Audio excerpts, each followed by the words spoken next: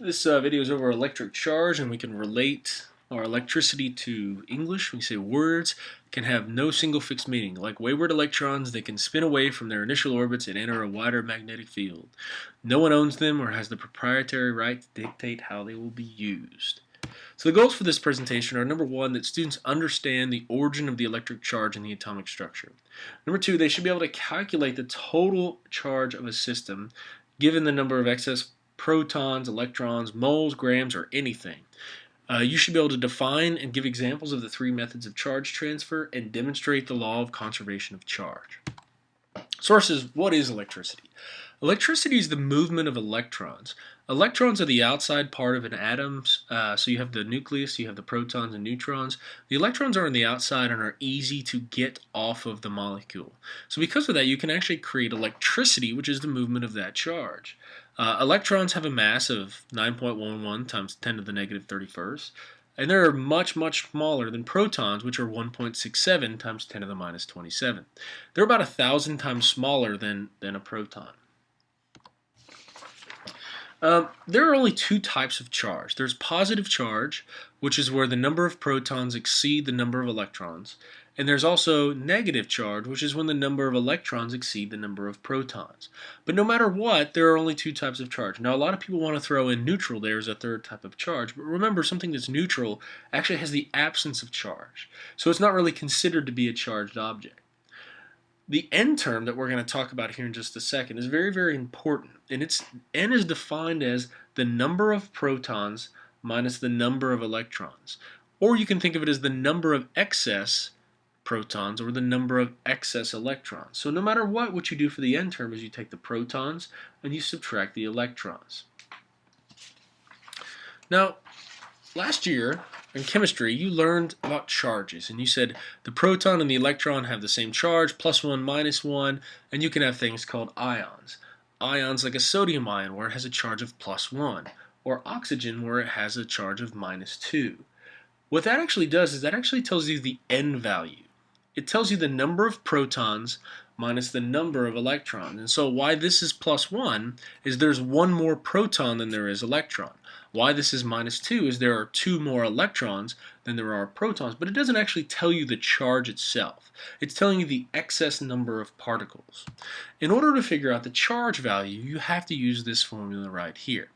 The formula is Q equals Ne. Now we defined this N term earlier. We said it's the number of protons minus the number of electrons. This Q term right here is charge. Charge is measured in coulombs. 1 coulomb is a lot of charge. So you tend to get very, very small values here, things like millicoulombs or microcoulombs. And you need to be able to convert between millicoulombs to coulombs and microcoulombs to coulombs.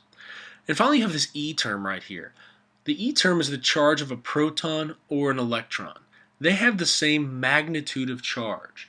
The magnitude of charge is 1.6022 times 10 to the negative 19th. So if you were to take a look at this, you could say, okay, well, how would I get a negative charge? If you have more electrons, remember this N term would be negative. So a negative times this would give you a negative charge. Charged objects. So it is possible to transfer electrons by multiple means. So you can move electrons from one thing to another.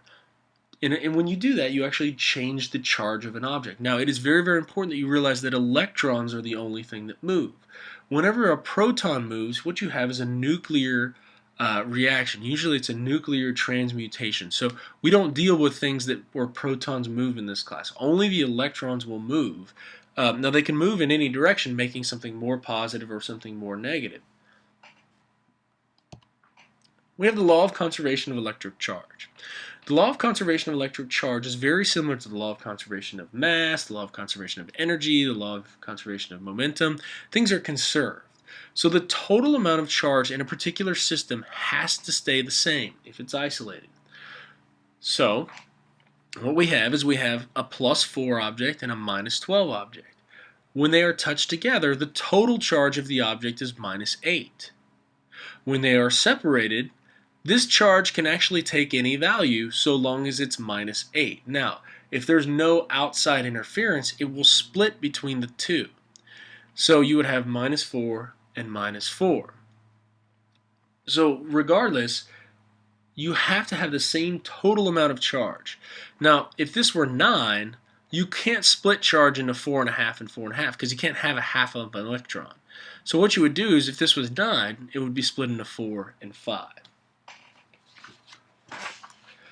Now there are 3 main ways to transfer charge.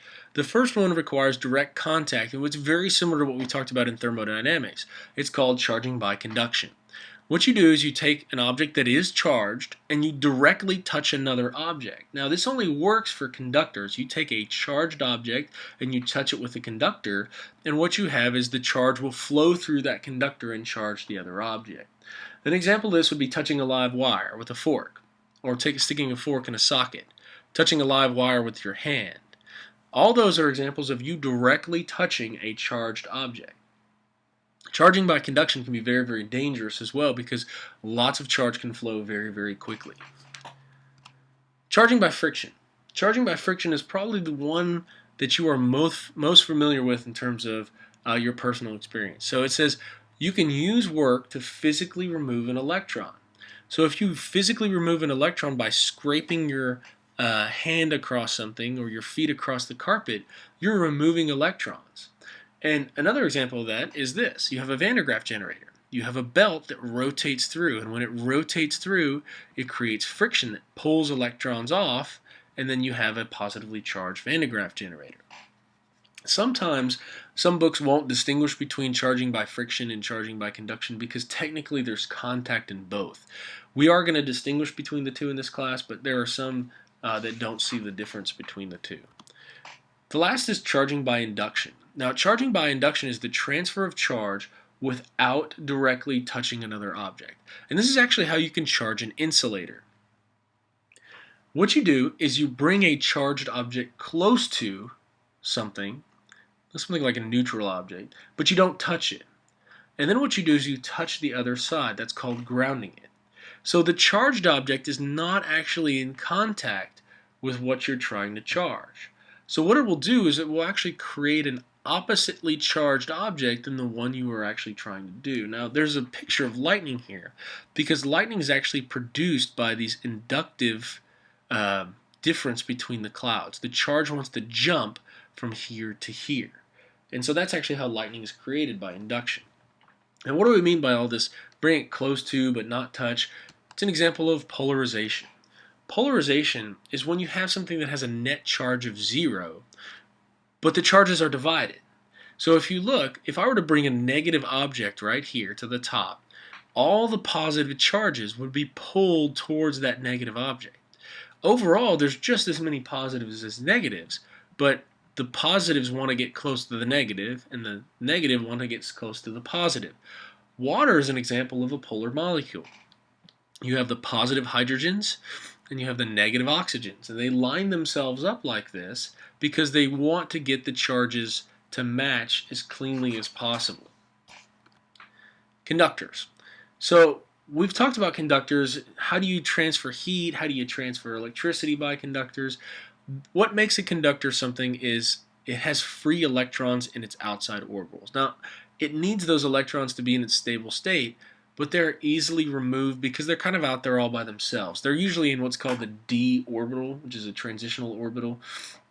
So they're easily removed and they're easily passed from one thing to another. Now, anything that allows an electron to move with relative ease is an electrical conductor. One of the best electrical conductors we actually have is gold. Gold is an excellent conductor of electricity. Now, it's also very expensive, so we don't use it that often, but that's what we have. It's an excellent conductor because it has those free electrons.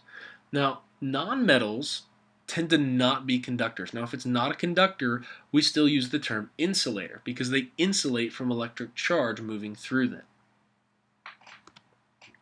You should also know, learn, memorize, recall all the following information. You need to know that the origin of an electric charge is the fact that you have protons and electrons, and they can be separated from each other. You should be able to calculate the total charge of a system from excess protons or electrons, or going from moles to electrons, or going from grams to moles to electrons. You need to get practice with that. You need to be able to define and give examples of the 3 methods of charge transfer. And those 3 methods of charge transfer are conduction, convection, and radiation. And finally, you need to be able to demonstrate and calculate the charge of an object using the law of conservation of electric charge.